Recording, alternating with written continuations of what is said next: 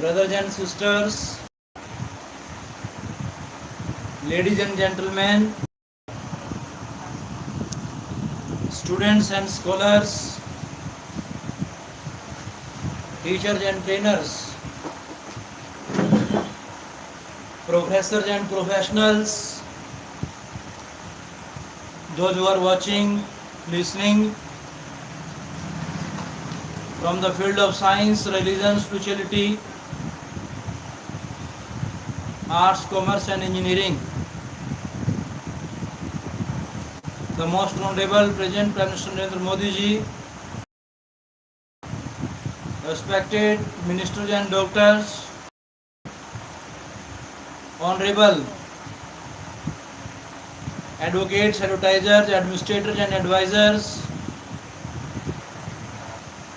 reverend fathers and mothers, affectionate sons and daughters. I, Dr. Rakesh from USA, heartily, cordially welcome all of you. It is really nice time, nice place, nice section. You are listening the series of language to literature. How language to literature is based upon science and spirituality. If we understand the concept of spirituality, how does it help to understand the whole information of the literature? So today we will learn it and we will read, explain the old English literature which was started in England from 450 to 1050. The Anglo-Saxon or Old English period. Our first poetry. All the students, those who are preparing for the competition, appearing or going to appear in the NET examination of English literature, they should read, listen and speak carefully.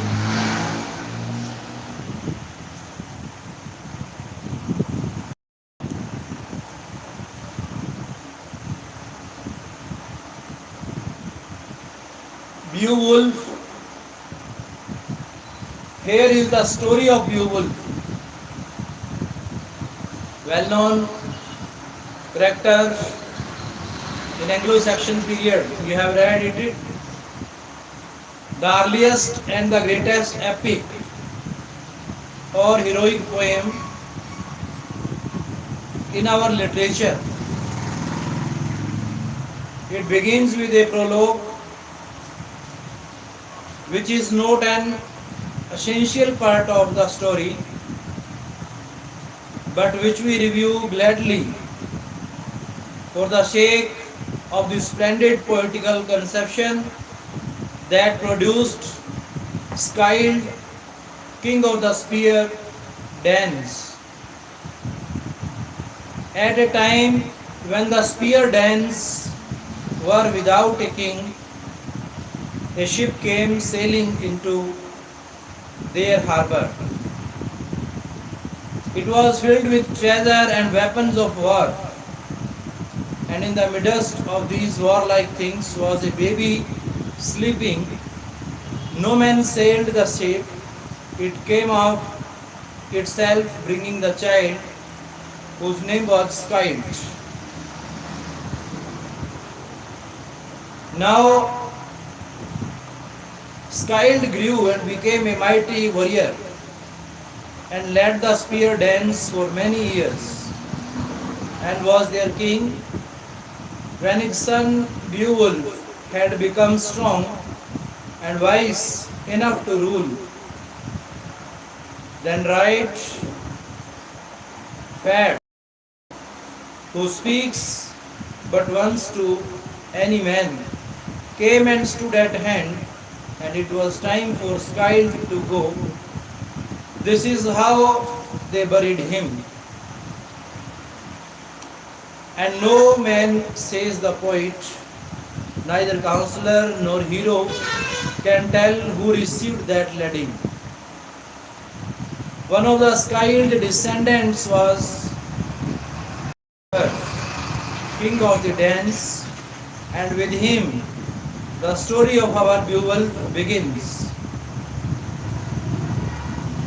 Hrothgar in his old days had built near the sea a mill called Harrod, the most splendid hall in the whole world, where the king and his thanes gathered nightly to feast and to listen to the strong songs of his glee men. One night, as they were all sleeping, a frightful monster, Grendel, broke into the hall, killed 30 of the sleeping warriors, and carried off their bodies to devour them in his lair under the sea.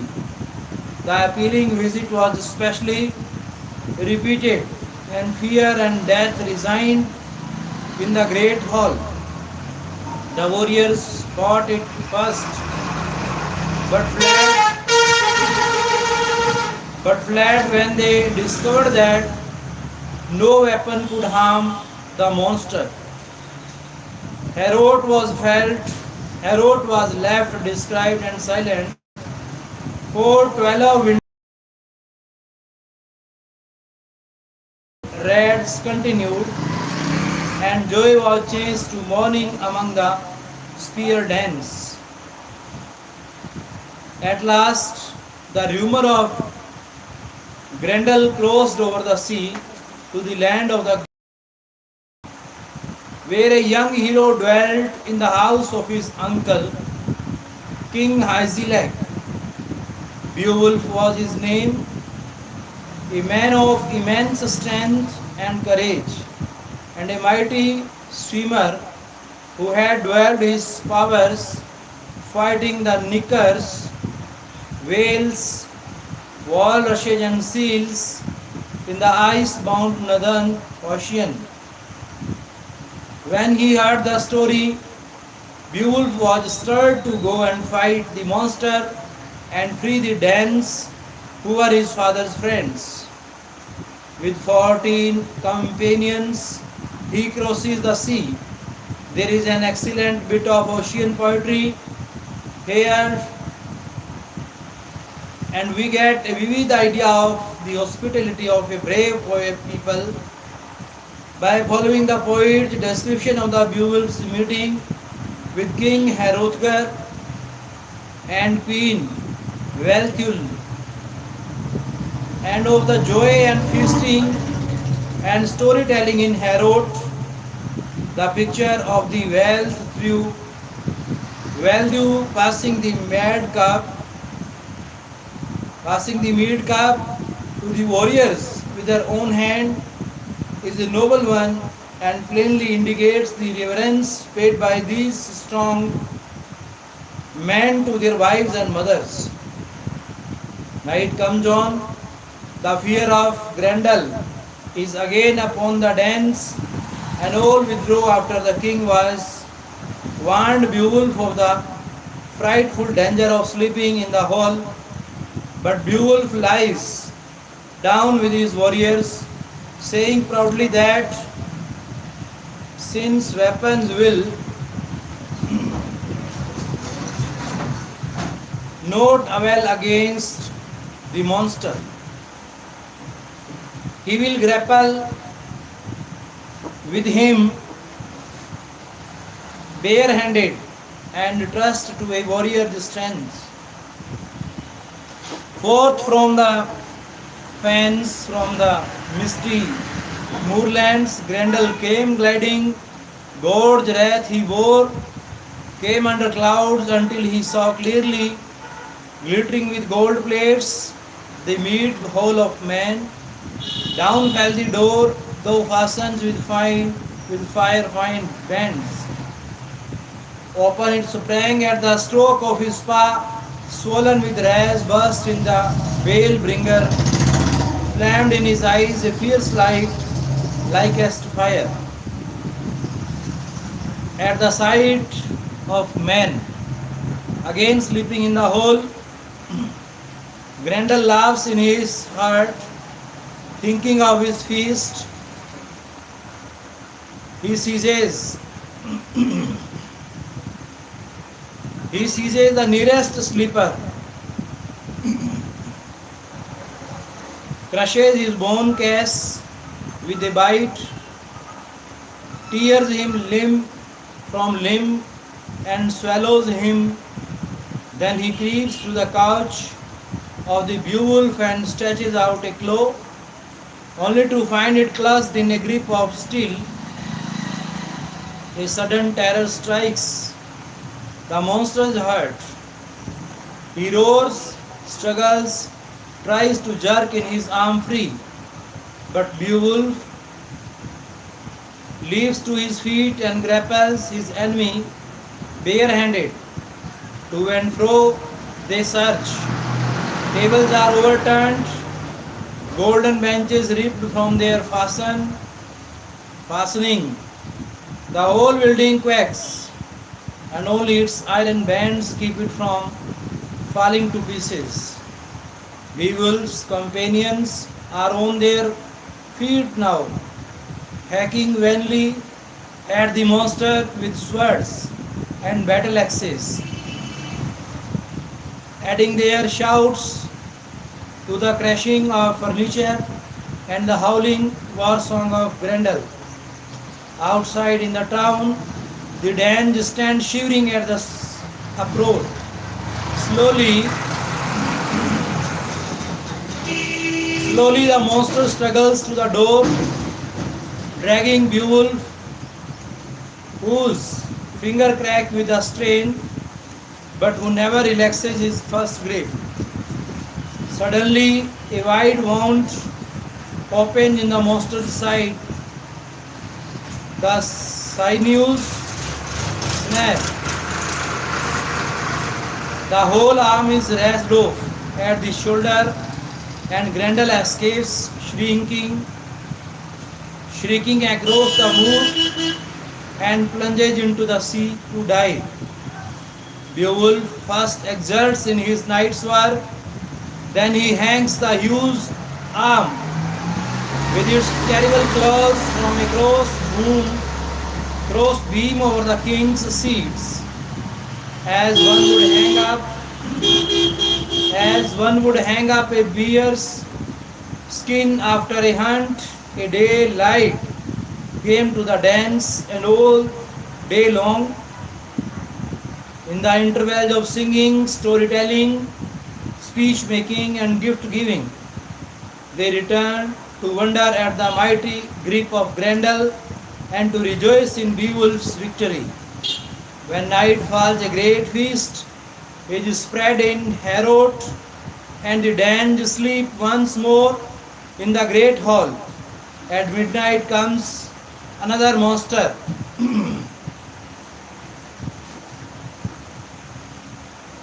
A horrible, half-human creature, mother of Grendel, ragging to avenge her offspring. She thunders at the door. The Danes leap up and grasp their weapons, but the monster enters, seizes Astyr, who is friend and advisor of the king, and rushes away with him over the fence. The old scenes of sorrow are reviewed in the morning, but Beowulf said simply, "Sorrow not, wise man. It is better for each that his friend be avenged than that he mourn much. Each of us shall the end await of worldly life, let him who may gain honor ere death, that is, for a warrior. When he is dead, afterwards best arise kingdom's Grandian guardian. Let us quickly go to view the track of Grendel's kinsman. I promise it thee, he will not escape, nor in earth's bosom, nor in mountain wood, nor in ocean's depths. Go where he will. Then he girds himself for the new fight and follows the track of the second enemy across the fence. Hers is Rother's description of the place where live the monsters, spirits of elsewhere, as he calls them. Beowulf plunges into the horrible place, while his companions wait for him on the shore. For a long time, he sinks through the flood. Then,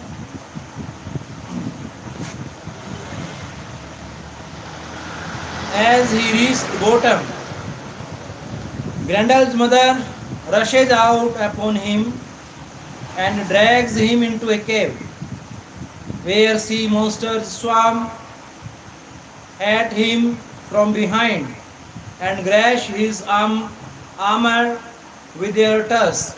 The edge of his sword is turned with a mighty blow. He deals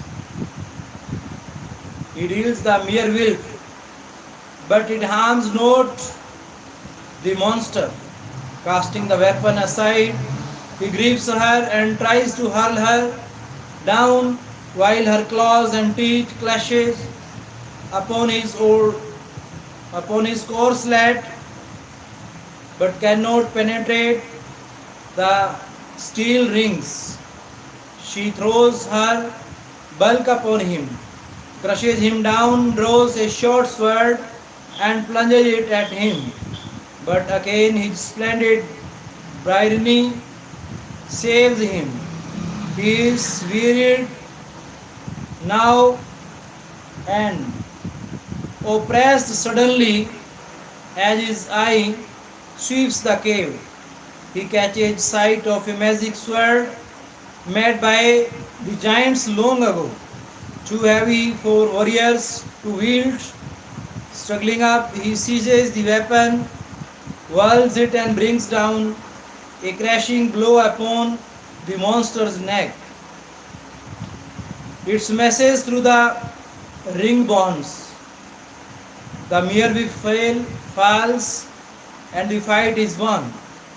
The cave is full of treasures, but Beowulf heeds them not, for near him lies Grendel, dead from the wound received the previous night. Again Beowulf swings the great sword and strikes off his enemy's head. And lo, as the venomous blood touches the sword blade, the steel melts like ice before the fire, and the only hilt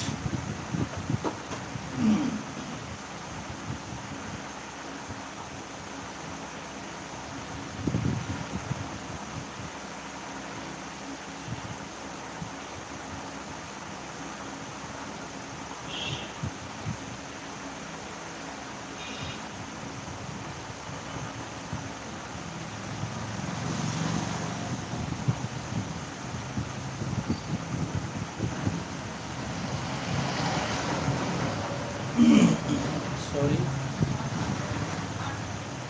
and only the hilt is left in Beowulf's hand. Taking the hilt and the head, the hero enters the ocean and mounts up to the shore. Only his own faithful band were waiting there, for the Danes, seeing the ocean bubbles with flesh, blood, thought it was all over the hero and had gone home. And there they were, mourning in Harrowt, when Beowulf returned with the monsters head of Grendel carried on a spear shaft by four of his stoutest followers. In the last part of the poem, there is another great fight. Beowulf is now an old man. He was resigned for 50 years. Beloved by all his people, he has overcome every enemy but one, a fire dragon keeping watch over an enormous treasure hidden among the mountains. One day a wanderer stumbles upon the enchanted cave and entering takes a jeweled cup while the fire drag sleeps heavily. That same night the dragon, in a frightful race, belching forth fire and smoke, rushes down dragon in a frightful race, belching forth fire and smoke, rushes down dragon in a frightful race upon the nearest villages, leaving a trail of death and terror behind him. Again, Beowulf goes forth to champion his people. As he approaches the dragon's cave, he has a presentiment that death lurks within. There is a flash of illumination like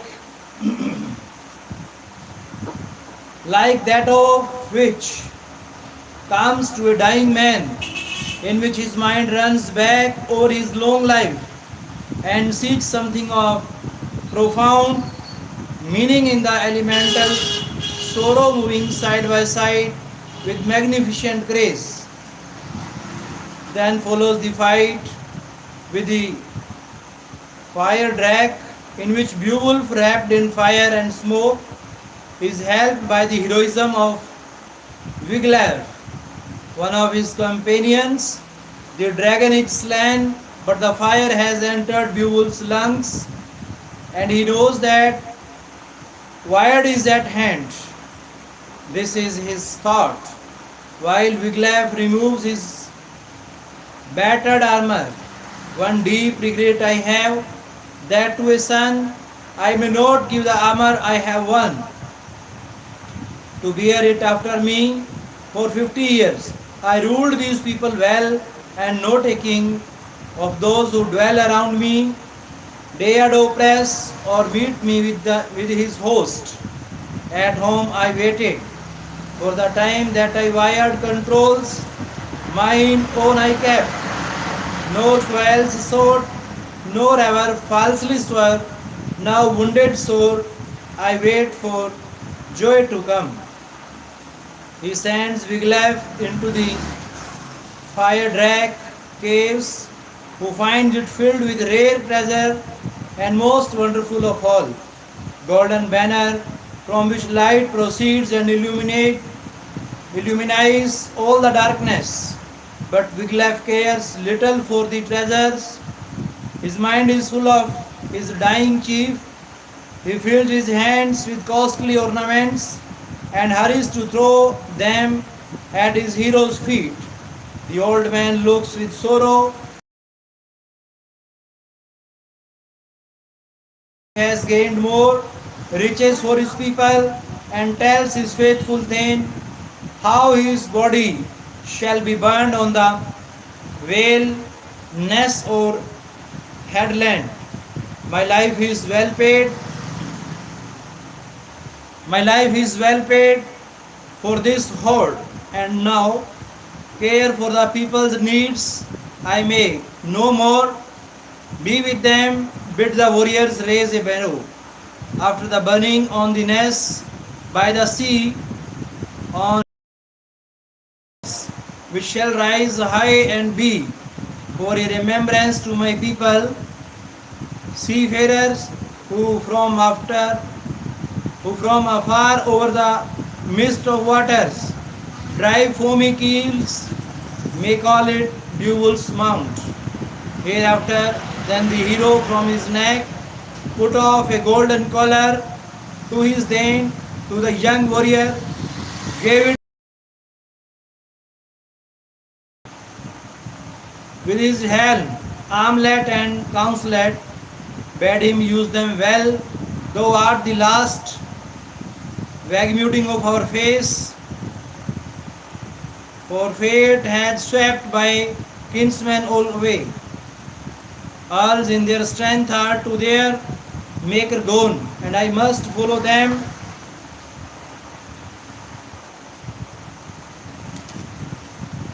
Beowulf was still living when Wiglaf sent a messenger hurriedly to his people. When they came, they found him dead, and the huge dragon dead on the sand behind him.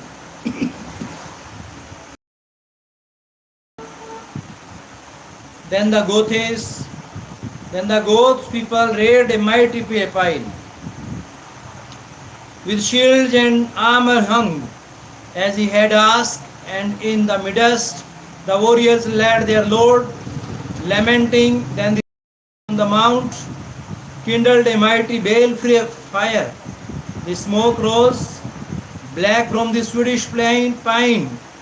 The sound of flame mingled with sound of weeping, while smoke spread over heaven.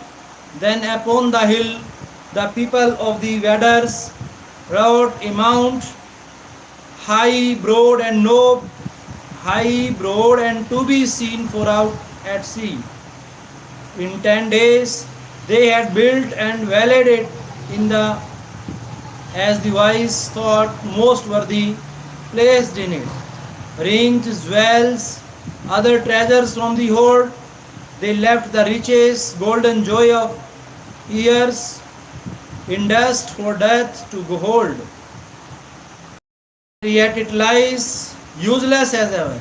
Then about the mount the warriors rode and raised a mournful song, for their dead king exalted his brave deeds.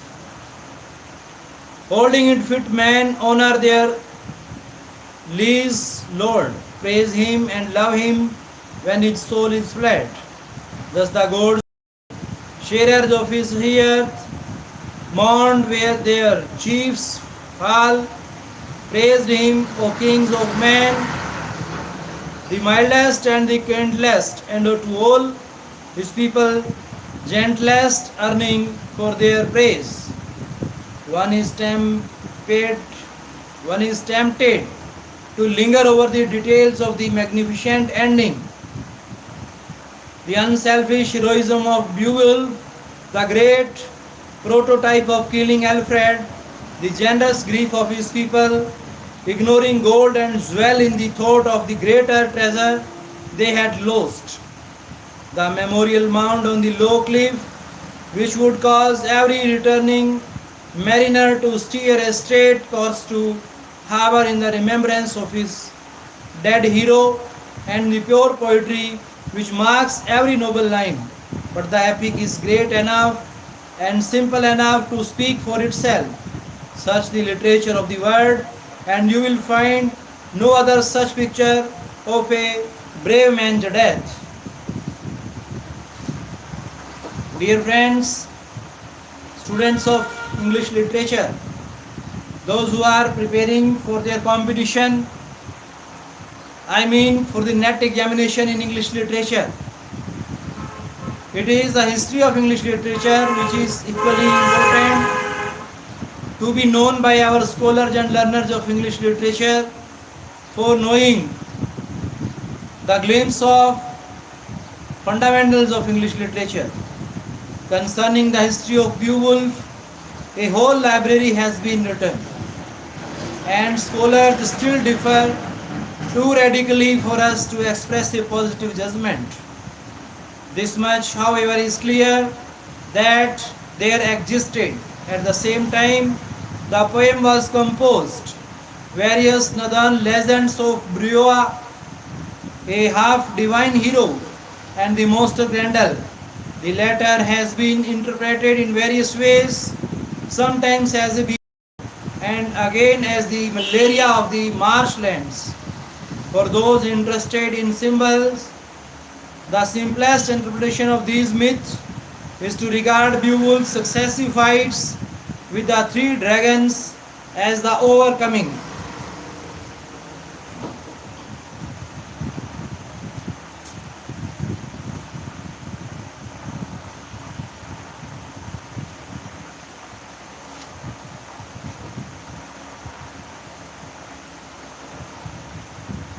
Dear friends, listen continue.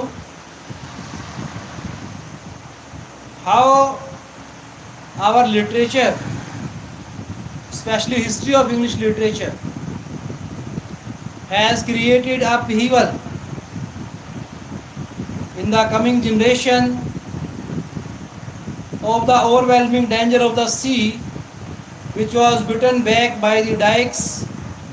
Second, the conquering of the sea itself, when man learned to sail upon it. And third, the conflict with the hostile forces of nature, which are overcome at last by man's indomitable will and perseverance. All this is purely mythical, but there are historical incidents to reckon with. About the year 520, a certain northern chief, called by the chronicler Chocolikax, led a huge plundering expedition up the Rhine. After a succession of battles, he was overcome by the Franks. But now we enter a legendary region once more. Not until a gigantic nephew of Hyzilak had performed heroic feats of valor and had saved the remains of the host by a marvelous feat of swimming. The majority of scholars now hold that these historical events and personages were celebrated in the epic, but some still assert that the events which gave a foundation for Beowulf occurred wholly on English soil, where the poem itself was undoubtedly written. The rhythm of Beowulf and indeed of all our earliest poetry depended upon accent and alliteration. That is the beginning of two or more words in the same line with the same sound or letter. The lines were made up of two short halves, separated by a pause.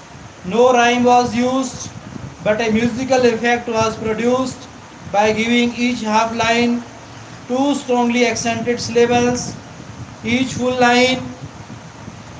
Therefore,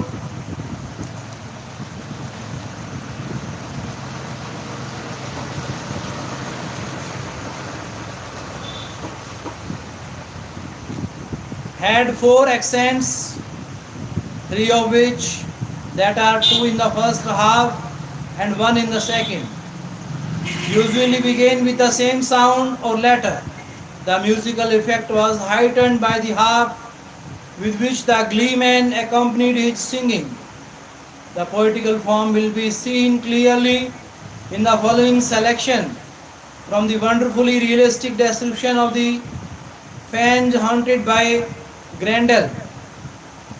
It will need only one or two readings allowed to show that many of these strange looking words are practically the same as those we still use, though many of the vowel sounds were pronounced differently by our ancestors.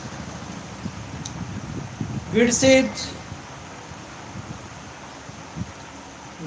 the poem Vidsit, the white goer or wanderer, is in part, at least probably, the oldest in our language. The author and the date of its composition are unknown, but the personal account of the minstrel's life belongs to the time before this section first came to England. It expresses the wandering life of the gleeman who goes forth into the world to abide here or there, according as he is rewarded for his singing. From the numerous references to rings and rewards, and from the praise given to generous givers, it would seem that literature as a paying profession began very early in our history, and also that the pay was barely sufficient to hold soul and body together. Of all our modern poets, Goldsmith wandering over Europe Paying for his lodging with his song is most suggestive of this first regarded singer of the race. His last lines read, thus wandering they who slept, songs for men. Thus wandering they who shape songs for men. Pass over many hands and tell their need and speak their thanks and ever south or north. Meet someone skilled in songs and free in gift, who would be raised among his friends to fame and do brave deeds till light and life are gone. He who has thus wrote himself praise shall have the settled glory underneath the stars. Dear friends, what does Dior's lament? In Dior, we have another picture of the section scope, or minstrel not in glad wandering, but in manly sorrow. In manly sorrow, it seems that the scopes of living depended entirely upon his power to please his chief, and that at any time he might be supplemented by a better poet. Doyer had this experience and comforts himself in a grim way by recalling various examples of men who have suffered more than himself. The poem is arranged in strophes, each one telling of some afflicted hero and ending with the same refrain. His sorrow passed away, so will mine. Dior is much more poetic than Widsith and is the one perfect lyric of the Anglo-Saxon period. The Seafarer, the wonderful poem of the Seafarer, seems to be in two distinct parts.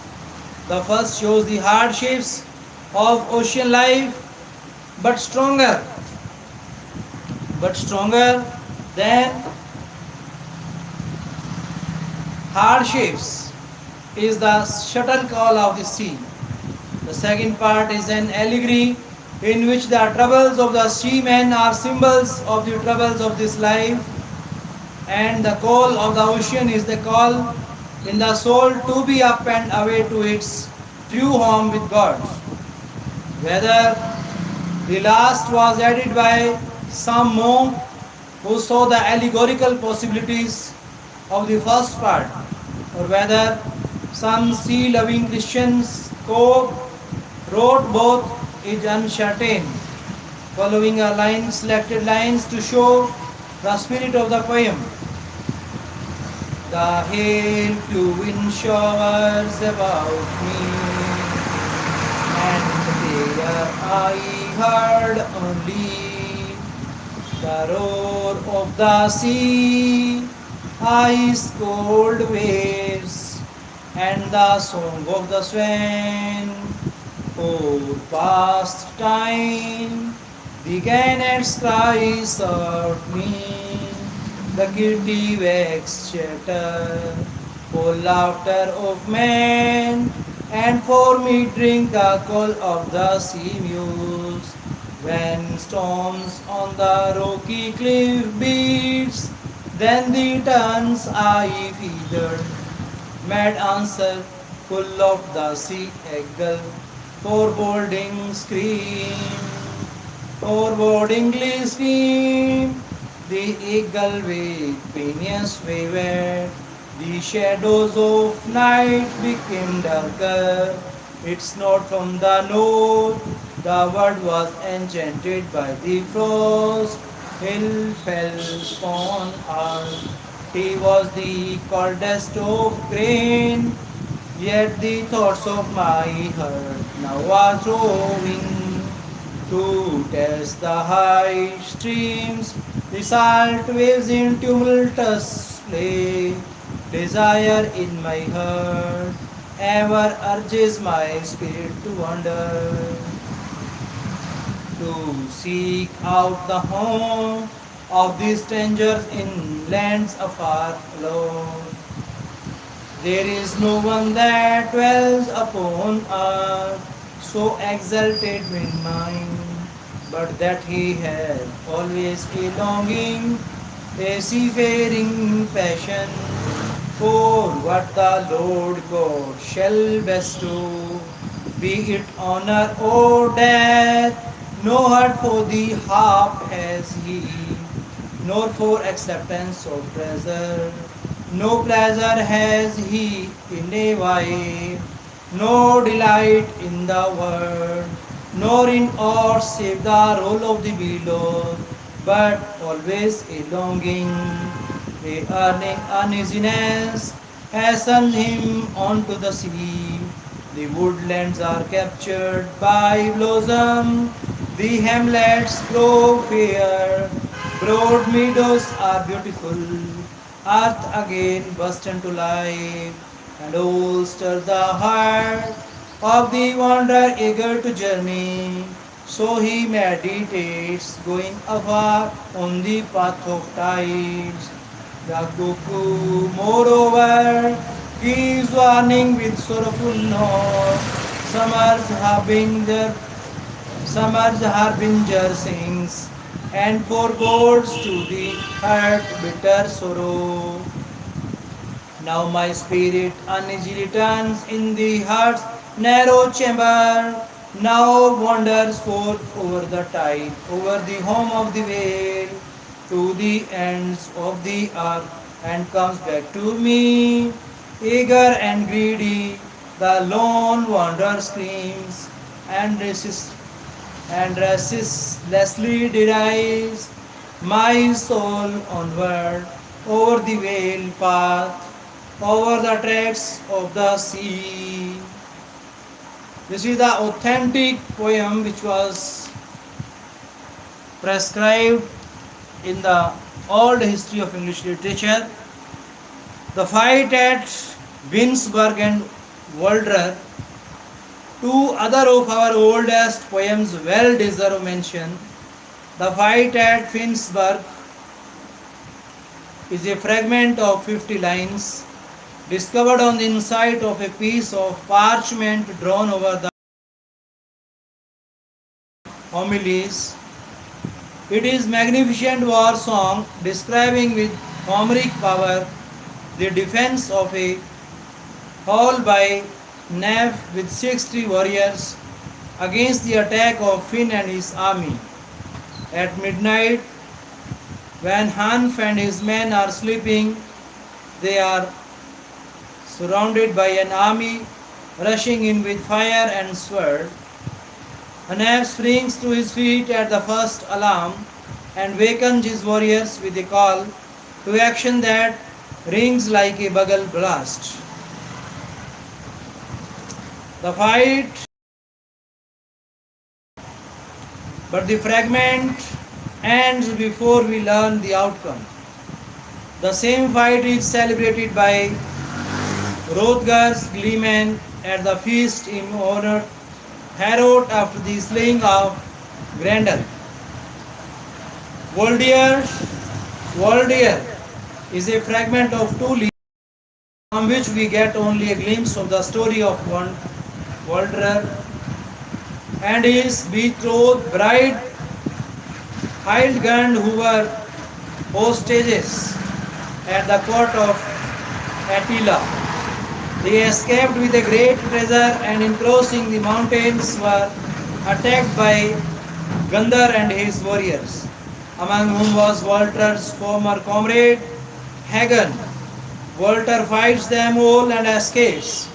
The same story was written in Latin in the 10th century and is also part of the old German Nibelungenlied, though the saga did not originate with the Anglo-Saxons. Their version of it is the oldest that has come down to us. The chief significance of these Waldrer fragments lies in the evidence they afford that our ancestors were familiar with the legends and poetry of other Germanic peoples. Dear friends, you are reading the second part of the Anglo-Saxon life. This is the Anglo-Saxon life.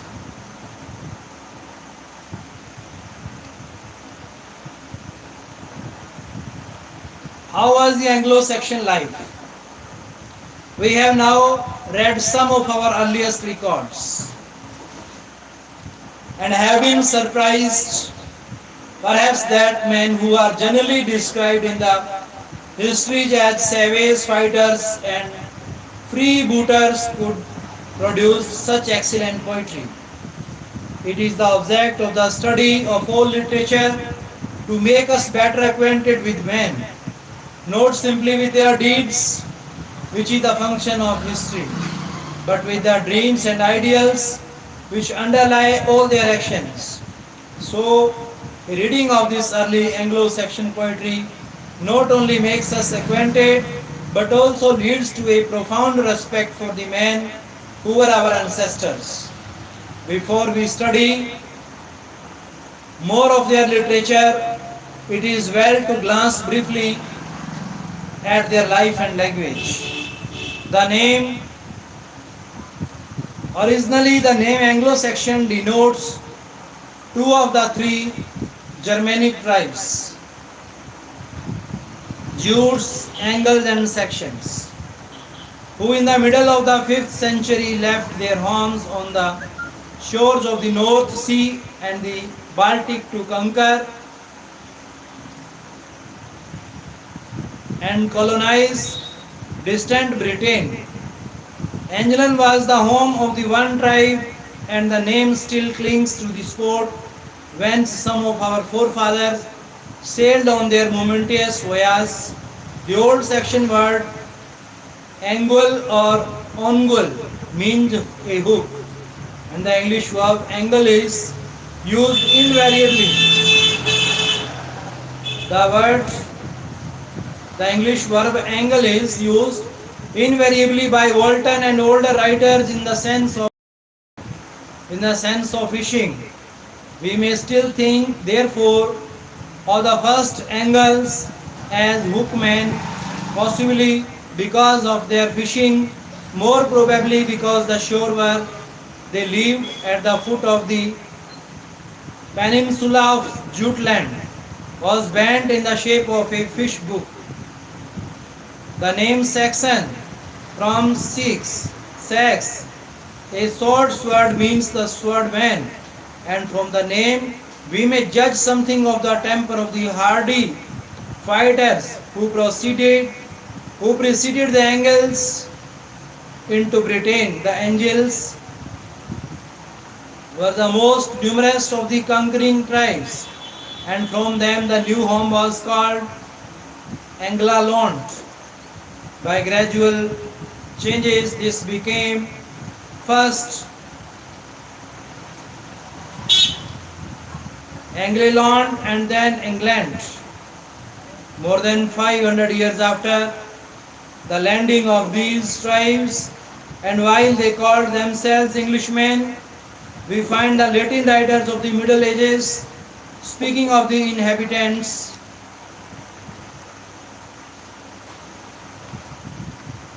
of Britain as Angli-Saxones, that is, Saxons of England. To distinguish them from the Saxons of the continent, in the Latin characters of King Alfred, the same name appears, but it is never seen or heard in his native speech.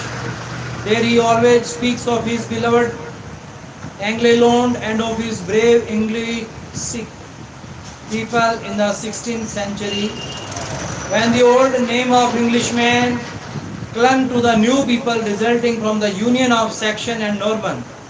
The name Anglo-Saxon was first used in the national sense by the scholar Camden in his History of Britain, and since then it has been in general use among English writers. In recent years, the name has gained a wider spirit rather than a nation. The brave, vigorous, enlarging spirit that characterizes the English-speaking races everywhere, and that has already put a broad belt of English law and English liberty around the whole world. The life of a people springs directly out of its life than the stern, barbarous life of our section forefathers would seem at first glance to promise little of good literature. Outwardly, their life was a constant hardship, a perpetual struggle against savage nature and savage men. Behind them were gloomy forests, inhabited by wild beasts and still wilder men, and peopled in their imagination with dragons and evil shapes.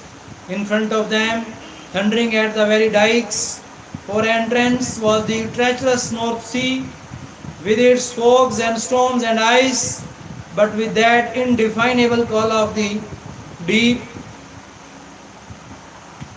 that all men hear who live long beneath its influence. Here they lived, a big, blonde, powerful race, and hunted and fought and sailed and drank when their labor was done. Almost the first thing we notice about these big, fearless, childish men is that they love the sea, and because they love it, they hear and answer its call.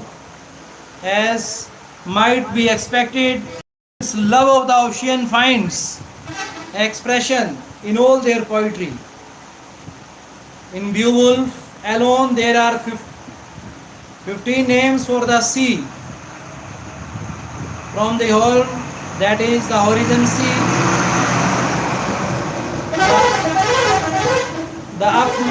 the up mounting to the brim, which is the ocean, flinging its welter of sail, welter of sand and creamy foam upon the beach at your feet, and the figures used to describe glorify it.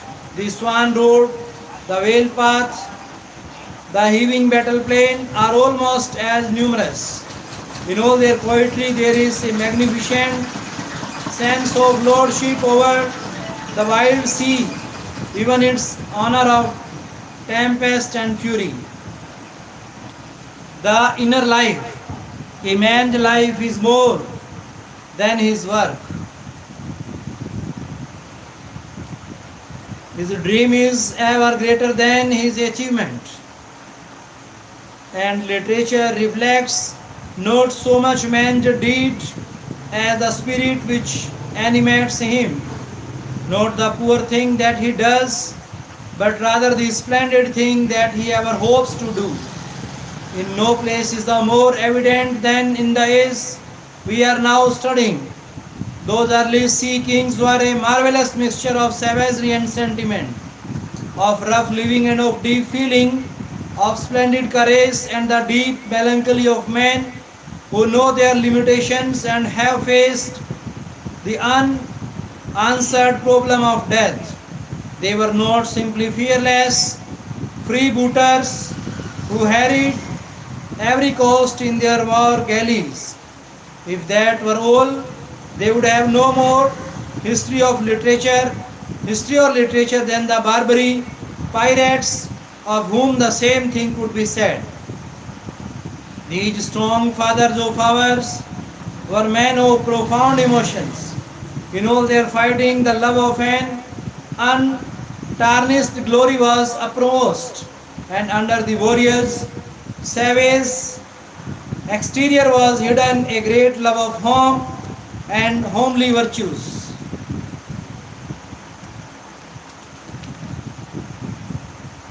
And a reverence for the one woman to whom he would presently return to triumph.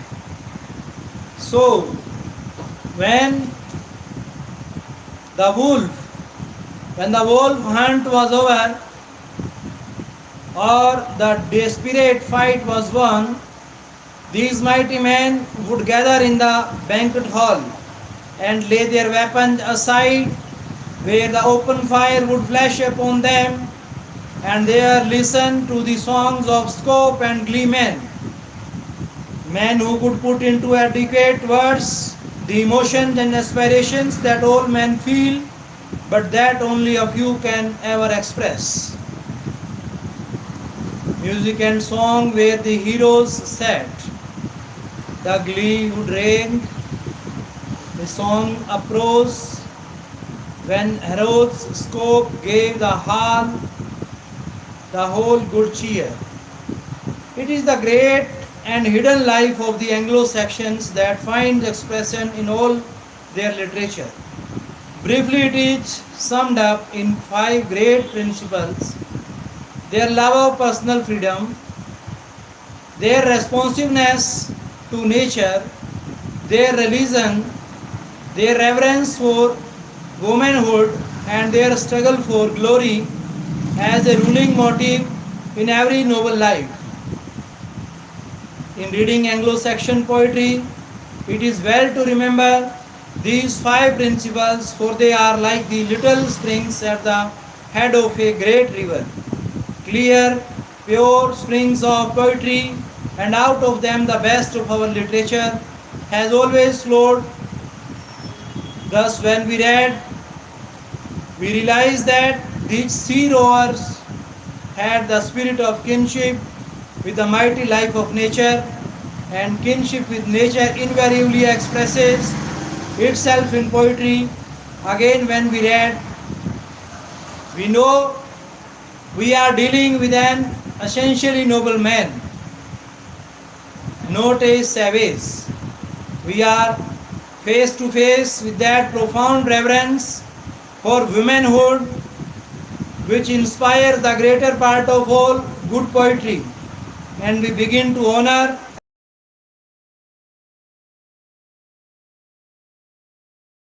glory or honor. It was apparently not the love of fighting, but rather the love of honor resulting from fighting well, which animated our forefathers in every campaign. He was a man deserving of remembrance, was the highest thing that could be said of a warrior, and he is a man deserving of praise, was the highest tribute to the living. The whole secret of Beowulf's mighty life is summed up in the last line: every yearning for his people's praise. So every tribe had its scope or poet more important than any warrior, who put the deeds of its heroes into the expressive words that constitute literature, and every banquet hall had its gleemen who sang the scopes poetry in order that the deed and the man might be remembered. Oriental peoples built monuments to perpetuate the memory of their dead, but our ancestors made poems which should live and stir men's souls long after monuments of brick and stone had crumbled away. It is to this intense love of glory and the desire to be remembered that we are indebted for Anglo-Saxon literature. Our first recorded speech begins with the songs of Widsith and Dior, which the Anglo-Saxons may have brought with them when they first conquered Britain. At first glance, these songs in their native dress look strange as a foreign tongue, but when we examine them carefully, we find many words that have been familiar since childhood. We have seen this in Beowulf, but in prose, the resemblance of this old speech to our own is even more striking. Here, for instance, is a fragment of the simple story of the conquest of Britain by our Anglo-Saxon ancestors. The reader who utters these words aloud a few times will speedily recognize his own tongue, not simply in the words but also in the whole structure of the sentences. from which records we see that our speech is Teutonic in its origin, and when we examine any Teutonic language, we learn that it is only a branch of the great Aryan or Indo-European family of languages. In life and language, therefore, we are related first to the Teutonic races and through them to all the nations of this Indo-European family, which starting with enormous vigor from their original poem spread southward and westward, driving out the native tribes and slowly developing the mighty civilizations of India, Persia, Greece, Rome and the wilder, but more vigorous life of the Celts and Teutons. In all these languages,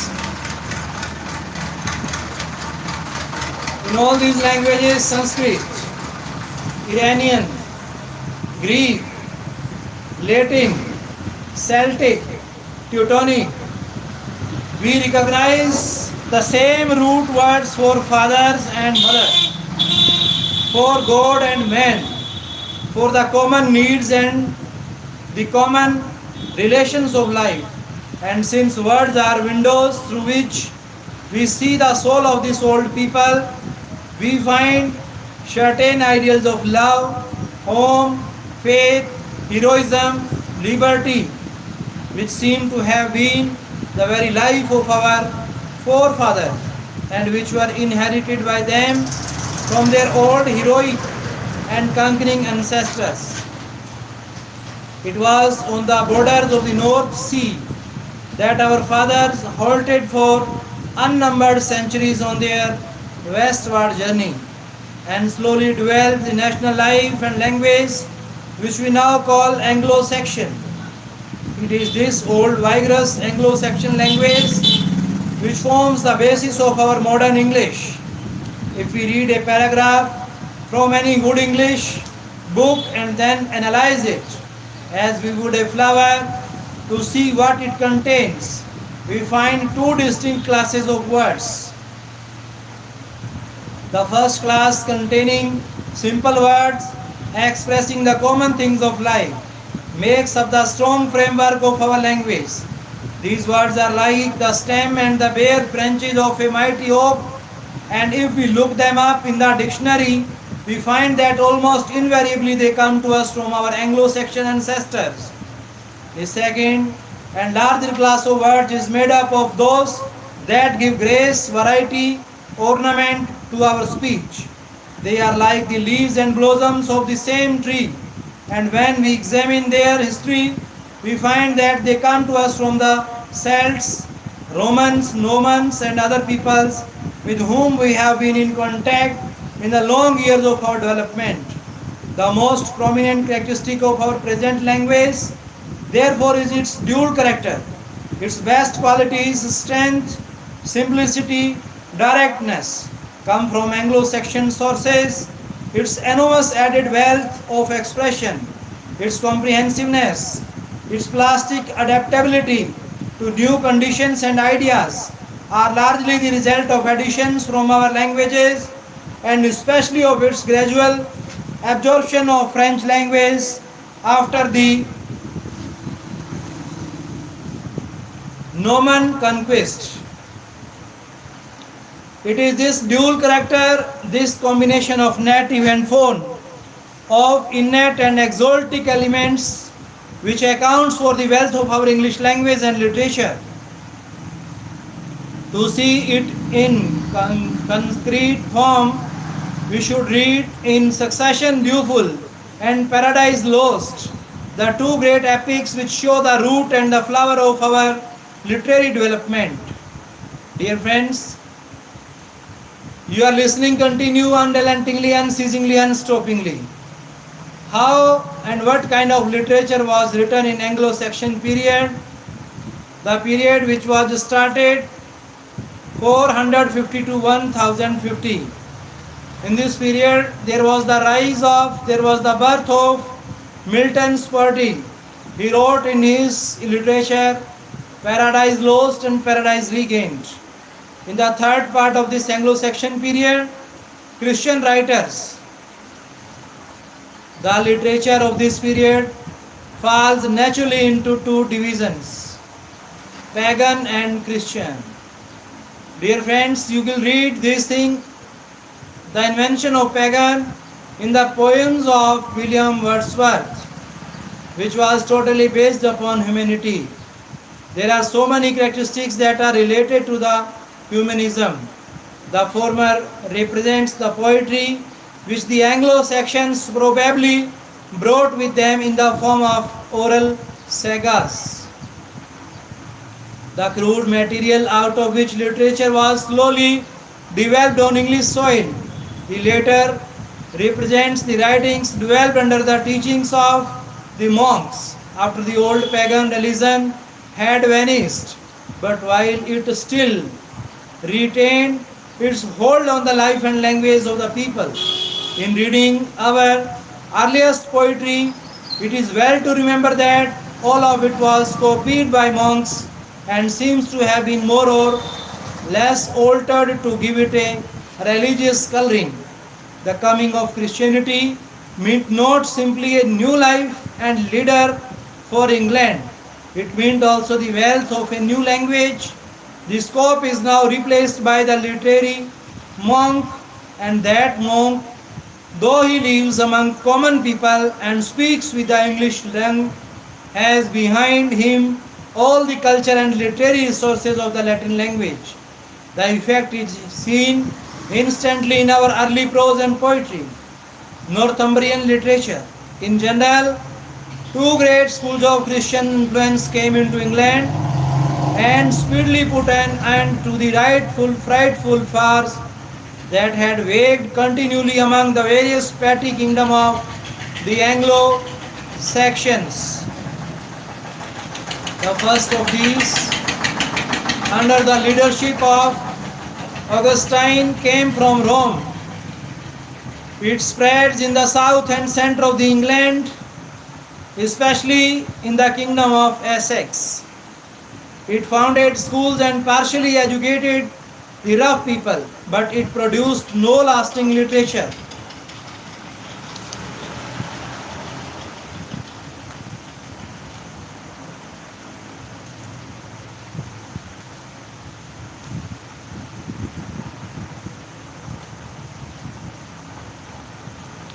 The other, under the leadership of the saintly Aidan, came from Ireland,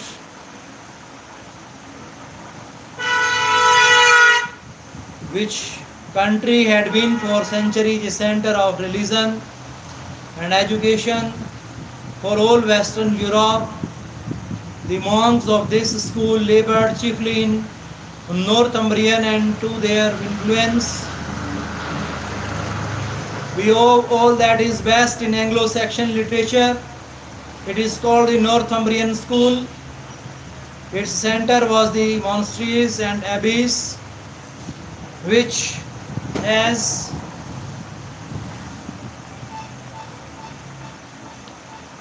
such as Zarrow and Whitby, and its three greatest names are Baddy, Cadman and Cinewolf. Baddy 673 to 735. The Venerable Baddy, as he is generally called, our first great scholar and the father of our English learning, wrote almost exclusively in Latin. His last work, the translation of the Gospel of John into Anglo-Saxon, having been unfortunately lost.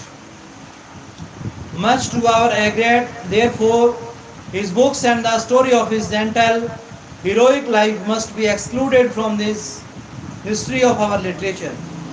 His works, over 40 in number, covered the whole field of human knowledge in his day and were so admirably written that they were widely copied as textbooks or rather manuscript in nearly all the monastery schools of Europe.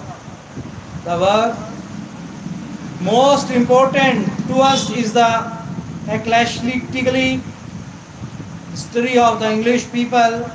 It is a fascinating history to read even now, with its curious combination of accurate scholarship and immense credulity in all strictly historical matters. Bedi is a model. Every known authority on the subject, from Pliny to Gildas, was gradually carefully considered. Every learned pilgrim to Rome was commissioned by Bedi to ransack the archives and to make copies of papal decrees and royal letters. And to these were added the testimony of abbots who could speak from personal knowledge of events or repeat the traditions of their several monasteries. Side by side with this historical exactness are marvelous stories of saints and missionaries. It was an age of credulity, and miracles were in men's minds continually. The men of whom he wrote lived lives. He wrote lived lives more wonderfully than any romance, and their courage and gentleness made a tremendous impression on the rough. For like people to whom they came with open hands and hearts, it is the natural way of all primitive peoples to magnify the works of their heroes, and so deeds of the heroism and kindness, which were part of the daily life of the Irish missionaries, were soon transformed into the miracles of the saints. Bedi believed these things as all other men did, and records them with charming simplicity, just as he received them from bishop or abbot, notwithstanding its errors. We owe to this work nearly all our knowledge of the 8 centuries of our history, following the landing of the Caesar in Britain. Cadman, 7th century. Dear friends, you are continuously reading and studying and listening the Anglo-Saxon period. Now must we hymn the Master of Heaven, the might of the Maker, the deeds of the Father, the thought of His heart. He, Lord everlasting, established of old the source of all wonders, Creator all holy, He sung the bright heaven. He ruled high upraised over the children of men, the King of mankind, then created for mortals the world in its beauty. The earth spread beneath them, He Lord everlasting, omnipotent God. If Beowulf and the fragments of our earliest poetry were brought into the England, then the hymn given above is the first verse of all native English song that has come down to us. And Cadman is the first poet to whom we can give a definite name and date. The words were written about 665 AD and are found copied at the end of manuscript of Bedi's ecclesiastical history, Life of Cadman. What little we know of Cadman, the Anglo-Saxon Milton, as he is properly called, is taken from Bedi's account of the Abbess Hilda and of her monastery at Whitby. Here is a free and condensed translation of Bedi's story. There was in the monastery of the Abbess Hilda a brother distinguished by the grace of God, for that he could make poems treating of goodness and religion. Whatever was translated to him of sacred scripture he shortly reproduced in poetic form of great sweetness and beauty. None of all the English poets could equal him For he learned not the art of song from man, nor sang by the arts of man. Rather did he receive all his poetry as a free gift from God, and for this reason he did never compose poetry of a vain or worldly of mature age. He lived as a layman and had never learned any poetry. Indeed, so ignorant of singing was he that sometimes at a feast, where it was the custom that for the pleasure of all each guest could sing in turn, he would rise from the table when he saw the harp, go home ashamed. Now it happened once that he did this thing at a certain festivity and went out to the stall to care for the heroes, for the horses, this duty being assigned to him at night as he slept as the usual time. One stood by him saying, "Cadman, sing me something." "I cannot sing," he answered, "and that is why I came hither from the feast." But who spake unto him said again, "Cadman, sing to me." And he said, "What shall I sing?" And he said, "Sing the beginning of created things." Thereupon Cadman began to sing verses that he had never heard before. Of this import, now should we praise the power and wisdom of the Creator, the works of the Father. This is the sense, but not the form of the hymn that he sang while sleeping. When he awakened, Cadman remembered the words of the hymn and added to them many more.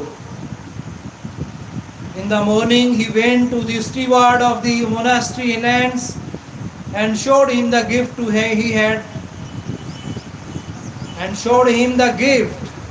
he had received in sleep.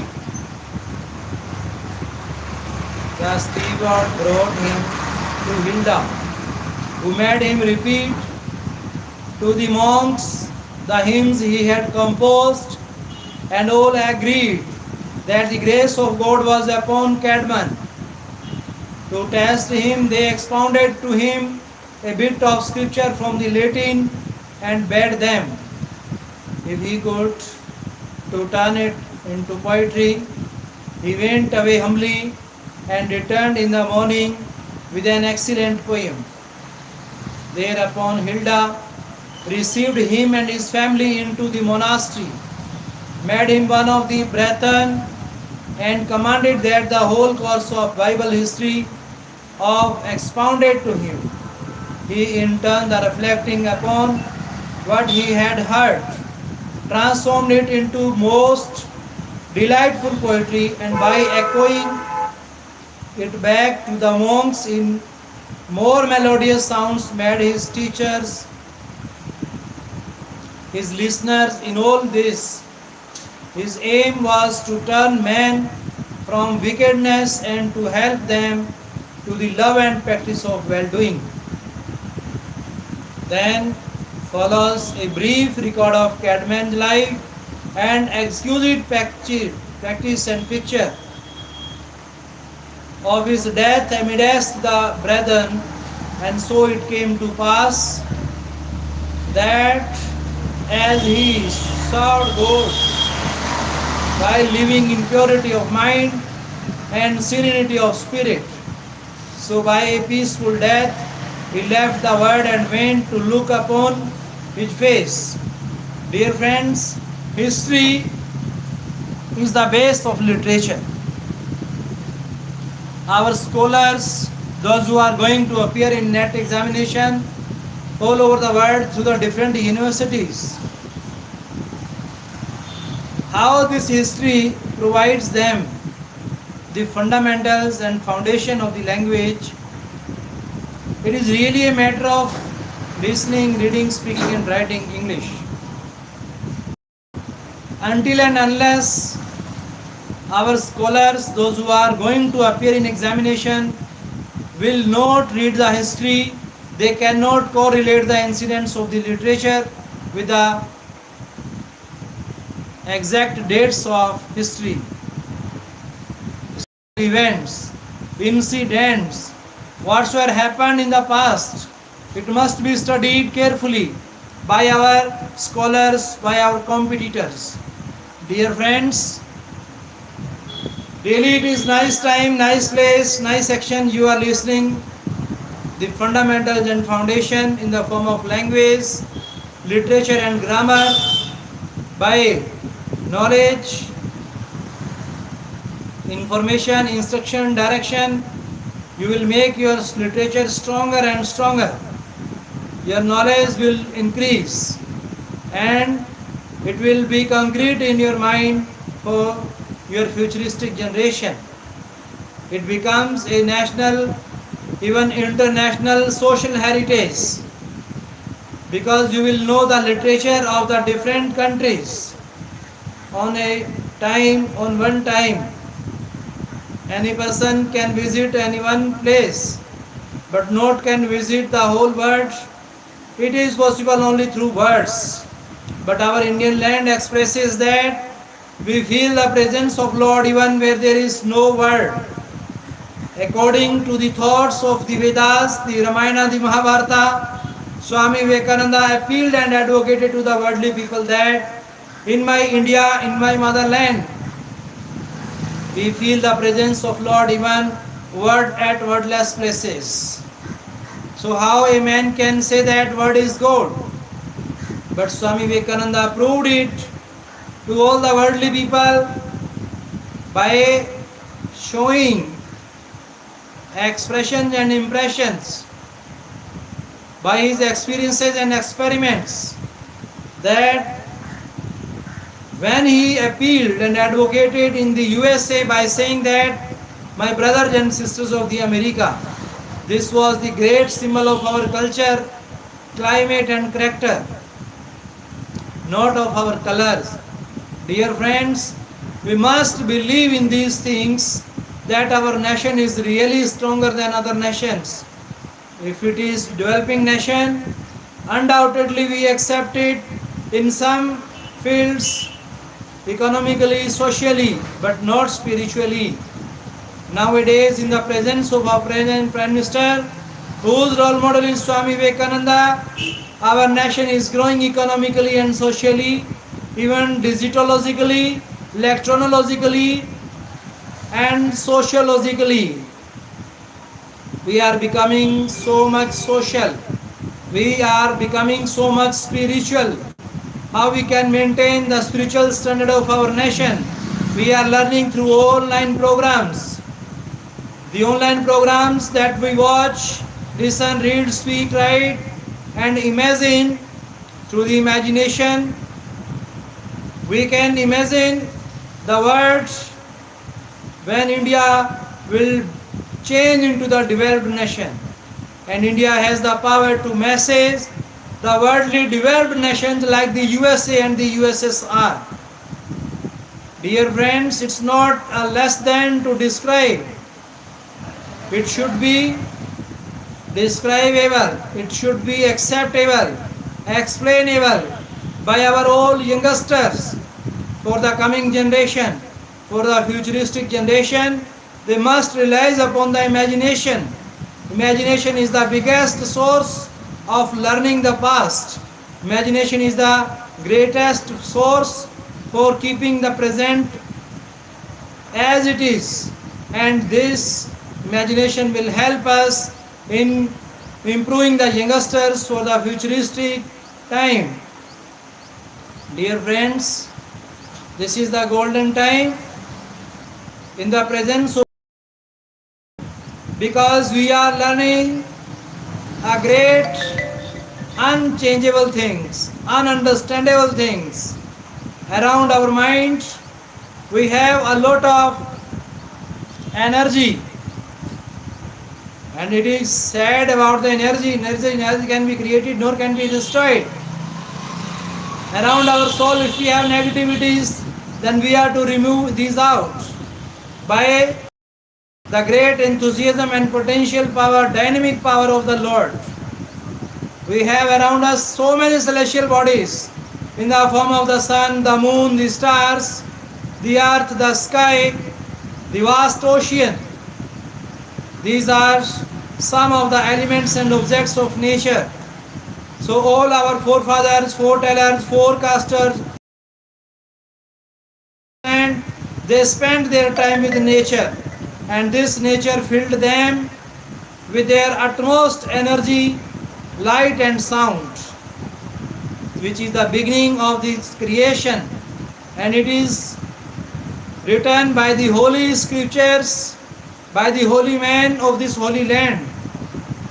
Dear friends, it is undoubtedly accepted by all over the world that our nation, our India, is the starter, beginner and initiator of all the languages in agriculture, industry, health, means of communication, means of transportation. In all the sectors we are growing, we are going ahead because we are becoming more nationalistic and patriotistic. Dear friends, a man can love his country without hating with another country. A man can love his own physical body without hating with another physical body. It is equally important to know for the youngsters and for the citizens of this nation. Our nation is growing day by day through the digitalogy. Our villagers are using very much online programs. Many transactions are being conducted by our villagers nowadays. Numberless initiatives are being started by our present Prime Minister Narendra Modi ji. Many changes we are bringing in the field of communication. Communication is the best way for the transformation of our nation. For win, skill and win, our Prime Minister has started different skills like PMKVY, and in our state MMKVY also was started. Both these are equally important for providing us the skills, manners, styles, modes of lifestyles. How to live in our life, we are learning a lot through these things. Our old diploma holders, degree holders, those who are getting degrees from the universities, colleges, schools, they are simply getting academical degrees. But if they don't have any talent and manners, it seems useless and meaningless. Don't mind, try to learn so many skills you have in your hands.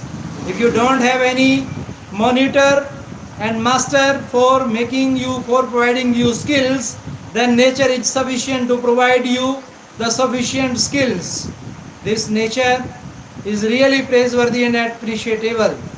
Dear friends, we can feel the existence of Lord even at that places where there is no place of air, fire, soil, sky and water. Swami Vivekananda, who went in the USA, he addressed the whole worldly people by saying that, dear friends, one word, one nation, one man can bring revolutionary and visionary change in the world. History is evident. There are so many witnesses we can collect from the history after First World War. There were two persons who brought Second World War, and nowadays the Russia is overruling by attacks on Ukraine. It's the direct interference in the nature. Nature is not the personal heritage of any nation. This is understood by all the developed nations of the world, and this was messaged by our present Prime Minister for providing the strong message of this national, Indian national spiritualistic land. So fearlessly and friendly, we should accept that nature is our God. God who He is, who He was and who He will, in past, present and future, He is the same. He is omniscient, omnipotent, omnipresent. He is almighty. How we can say that He is only covered in any religious place and religious book and in any religious body? Because He does exist in ray of light and even at lightless places. He lives in also waves of sound and even soundless places. So dear friends, we must understand the concept of presence of God and salvation of Lord and attainment, emancipation of the soul.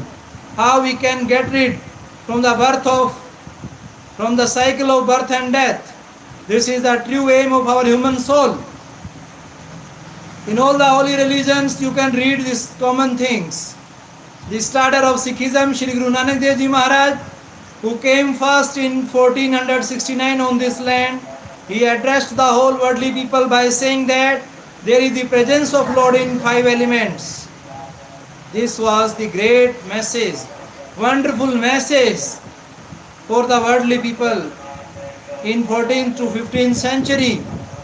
At that time, there was the rise of different rulers and he made them understand the spirituality. In this present time, Bepravasyam Stanaji Maharaj, who came in India in 1948. Dear friends, it is well known that our India got freedom in 1947, politically, socially, economically, personally, professionally, at every level. But spiritual freedom brought by Bepravasyam Stanaji Maharaj, who told the people, who gave the method of meditation or meditating, which is everlasting and evergreen, meditating method for the soul, for our scholars and learners. It helps them in breeding their memory power, in keeping their long-lasting memory power, in developing them overall qualities of life. Dear friends, it is rightly said in our holy religions that soul power and spiritual power is the biggest thing that is required psychologically to all the personal peoples. If they spend their time, their daily routine between 2 to 5, if they get up, they spend their maximum time in doing meditation, then this meditation becomes the super medication for the patients, for the frustrated, depressed people of our nation. There is no question of poverty and depression, frustration, because they have with them one power, that is the power of Lord or God. In the form of sun, in the form of the sun in the daytime, you can have the vision of the Lord.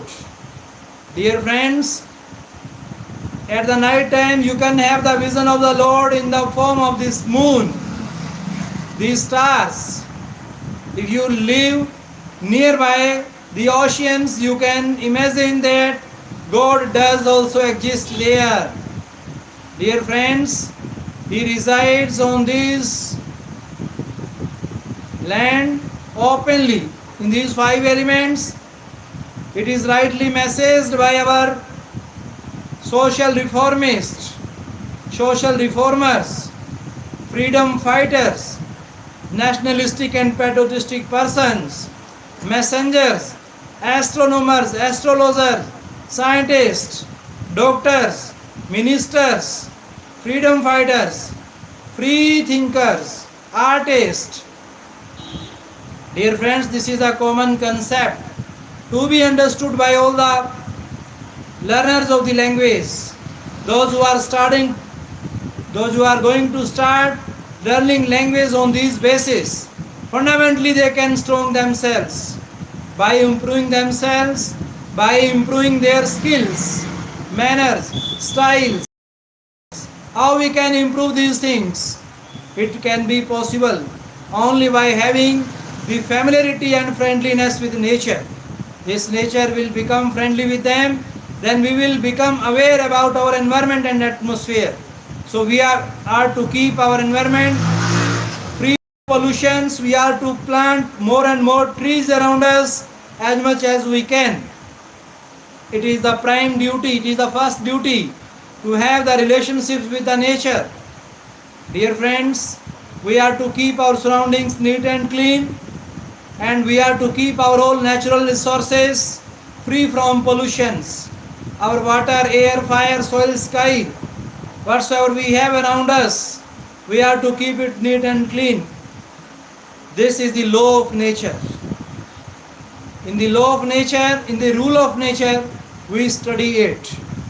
And it should be read, it should be taught, it should be studied by all our professionals, those who belong to the different professions all over the world, those who are preparing themselves for services of the humanity. They must prepare their mind and heart for the devotion and dedication for the others selflessly and undesiringly. There should not be any expectation. We should not keep in our mind to get back. Dear friends, this message was also propounded by priest by Swami Vivekananda by saying that if you want to have the real pleasure in your life, if you want to be happy in your life, then you must be selfless. This is the selfless love which brings the purity in our relations. So he told to the people, my brothers and sisters of the America, how did he tell to the worldly people this thing? Purity and healing in our people, those who belong to this Indian land. Dear friends, this is the fine time, right time of recreation, regeneration and reoperation of our nation. No question of failures, because all the failures, weaknesses, drawbacks, failures brings achievements. Definitely, history is evident. History has proved this thing. Through the eyes of meditation, through the ears of meditation, through the words of meditation, we can learn a lot for our futuristic generation and for our present reformation. Dear friends, it's the right time. You are to get ready to follow the principles of return to your childhood and return to the nature. These are the two principles which make you happy forever, and endlessly, unrelentingly, unceasingly, unstoppingly you will work on. Dear friends, time and again you have read this thing that what does the mean of success? Success means not any platform, and success means the determination. Success means the decision. Success means moreover continuity and regularity in our works. So you should keep it on. When you have started your work, in profit and loss, in merits and demerits, in advantage and disadvantage, in do's and don'ts, you have to keep it on forever. It should be our prime duty. Whenever we get up early in the morning, from between 2 to 5, it's the most holistic and pleasuresome time, because after body gets repaired and re-prepared to do something better, nicer, finer for our personal, professional, publicly, socially and economically thoughts, ideas it creates in our mind. Dear friends, there is no question of lagging behind. If we have any weakness, then we can be inspired and motivated by the teachings, by the holy sermons of our Bepro Shyamastanaji Maharaj, who appreciated them, admired them, praised them, those who were defamed them. So this is the mystery of the word of the saints. anyone can understand and cannot understand. It depends upon the wish of God. Dear friends, Saint Kabir, who also advocated the true message of our God, who spent his whole time selflessly with the nature, and whatsoever came in his mind with the nature, he started writing in favor of all the worldly, natural elements and objects. He says at one place that all worldly people are my friends. And on the other hand, he says there is no enemy and there is no friend. So you can understand all the stages. Theist and atheist, both are the stages, are commonly accepted by our constitution. And our constitutional bodies know this thing, that a man who is working for the welfare of humanity in the living being in his life, it is better. But if someone is doing after the death, it is the best. So this soul never dies. Soul is mortal, immortal, and it is unperishable. This body is mortal. This body is perishable. This body is temporary. This body is unfixed, inconsistent. But something is permanent, exact in our life. That is the power of our soul. So dear friends, if our mind is so advanced, it has so many qualities, it is so speedy in creating many numberless programs, then you can imagine the flight and speed of this soul. If you know the speed of soul, it is the better. But try to imagine, try to research, try to go in deep. Who is the maker of this soul? How the maker of the soul has made it? Who is speaking in us? Who is listening with us? Who is reading it? Who is writing it? You can understand. You can go through these things through research. If you are the true researcher, if you are the true scientist, true doctor, those who are studying in the different universities, in the foreign universities like Cambridge, Oxford, Edinburgh, Pennsylvania, and Harvard University.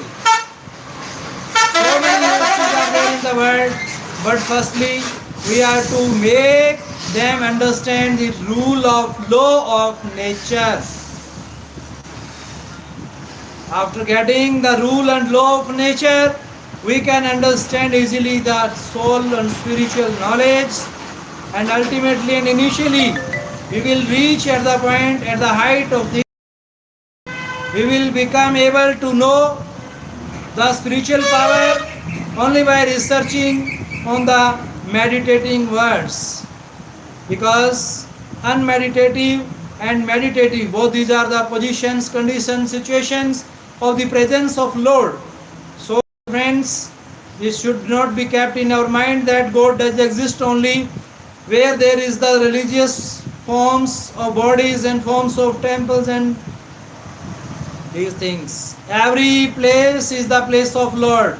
Every time is the time of God. Every condition is the condition of God. Every action is the action of God. So never forget this thing. This is the truth of science and spirituality. We must keep it remember in our mind forever, permanently. Dear friends, thanks for listening the holy words through spirituality and science. I once again thank God, all our administrative bodies, ministers, advocates, advertisers, administrators. They must like, share and comment this truth of science and spirituality through language and literature. Thereby our all readers will understand and our nation will grow.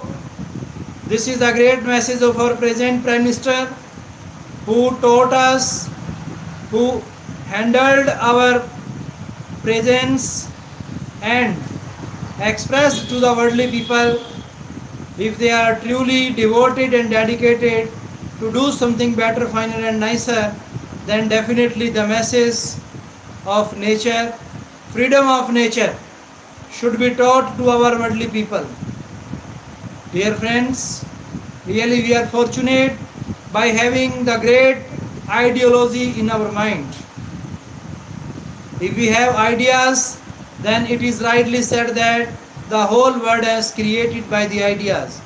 If we believe in the imitation, then it is also equally right as per the thoughts of Aristotle, who was a disciple of Plato. He researched that imitation is also the source of the visualization of these worldly things. So there are the two things, two ideologies. One is totally idealistic and second one is based on imitation. So both the theories are right at its place, time and action. There is no need of conflict and contradiction. There should be equal thoughts and ideas for accepting these views. For our forefathers, foretellers, forecasters and all the old age people of our society, they can make it, learn us, understand us. Dear friends, this is the word of dark age. But one light, one fire, one spark is sufficient to create the light in the whole darkness. As the darkness of the night can be vanished by the one ray of light, one ray of the sun. So likely that you are the true son of this human motherland. You are the true son of the nature. You are the true son of humanity. You are the true person. So for that you are to think better and welfare for the pleasures, happinesses of others. We should never have any kind of frustration and depression. No question of frustration and depression among the worldly people. God has filled them with great energy and power. God has made them able to speak, read, write and listen. God has made them to think better. God has made them to imagine greater. So how it that they are lagging behind in any field? Nobody can think so. This human body is rare. It is the most valuable. Every man who has born on this earth, it is very common. It happens commonly. But dear friends, you will learn this thing that every man's birth on this earth is special, because as we have different internal organs of the human body, every internal organ of our human body has its fixed function. Likely that externally there are so many body parts we have, they have their different function. So our body is the form of India. Our body is the form of states. Our body is the form of spiritual world. We can understand the different type of studies in arts, commerce, engineering, science, medical science, non-medical through our human body. If we are the regular practitioner of the pranayama, yoga, meditation, these are our ancient therapies, hydrotherapies, physiotherapy, naturopathy. These are our ancient discoveries, ancient research, inventions, innovations that are really to be applied in our life in this present time. Our doctors know this thing. Our human body is commonly read by the doctors, more especially by surgeons and specialists, and the most especially by the super specialist doctors.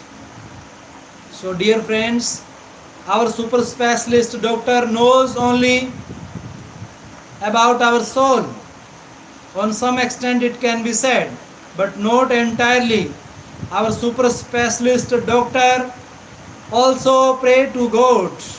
We also wish for the spiritual father. If someone is treating himself with nature, this is the best methodology. But if you are being treated by a super specialist doctor, he knows where is, how is, what is the shape, size, figure of the body, he knows. And even super specialist doctor knows about our internal organs, that where there is wounds, where there is what kind of weaknesses and what kind of drawbacks. He knows intensively, the most intensively he knows, he or she knows. And he can retreat, re-prepare, reform the whole internal organs of the human body. This is the man's mind that was blessed and graced by Lord.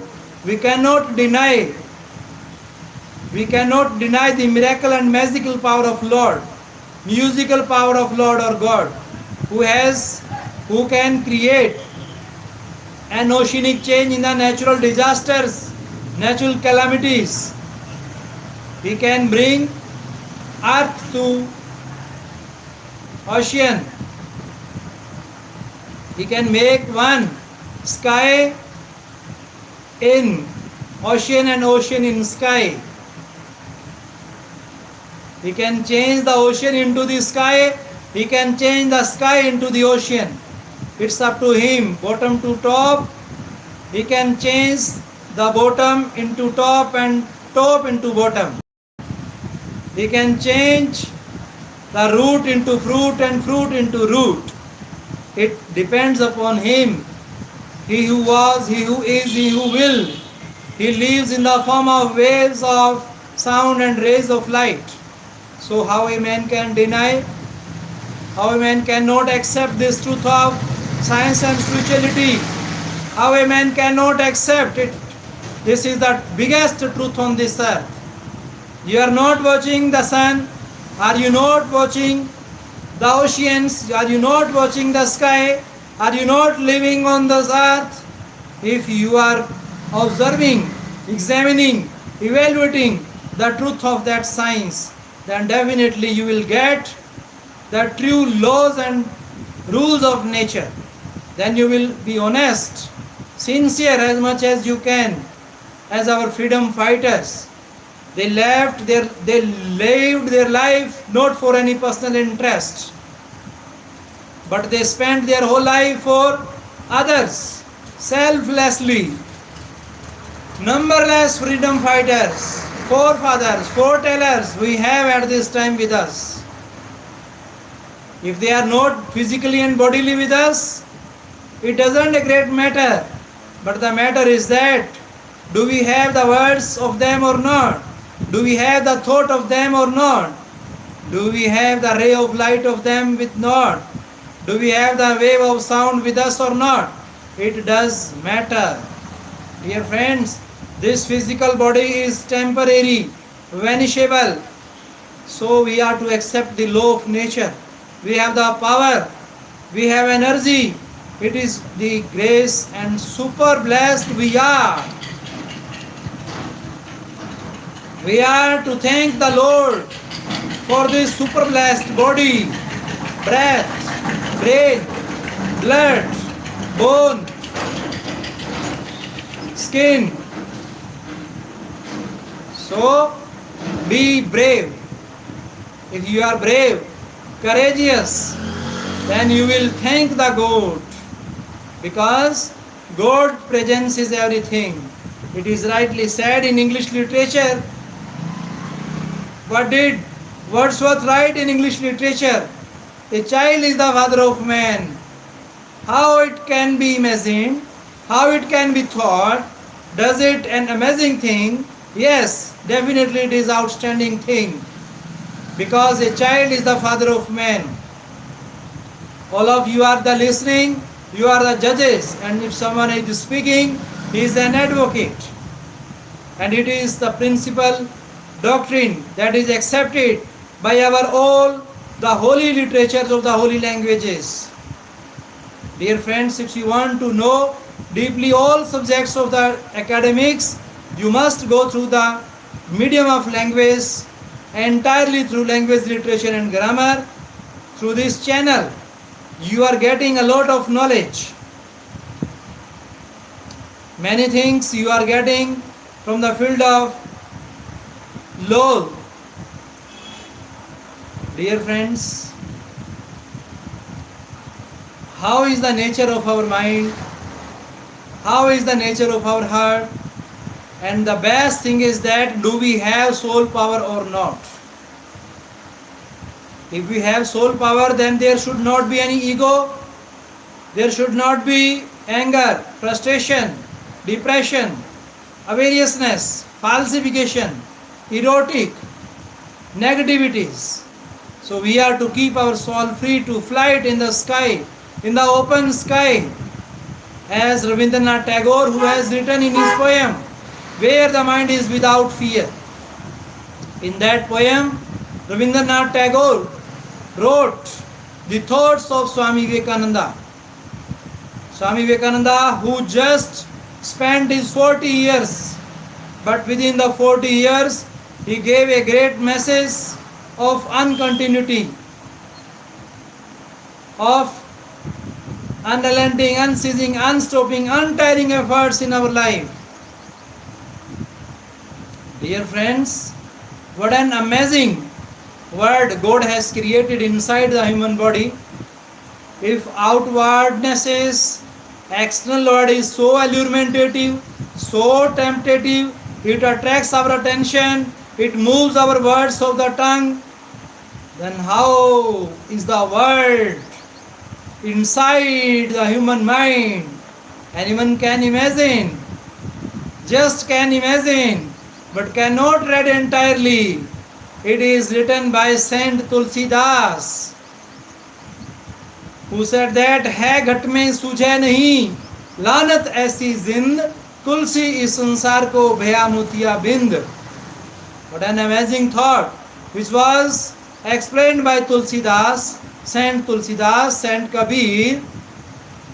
He who felt the presence of Lord everywhere around them, they were the true experimentalists and experienced persons. They were the true innovators and inventors of their soul. So dear friends, I would like to request to all the psychologists and philosophers, those who are studying now on the basis of our ancient social, spiritual, national values, they keep it on by the blessings and graces of Lord. They can never feel any depression and narrow thinking. They are to be motivated, self-encouraged, self-inspired. This is the great thing that God has gifted us free of cost to all of us.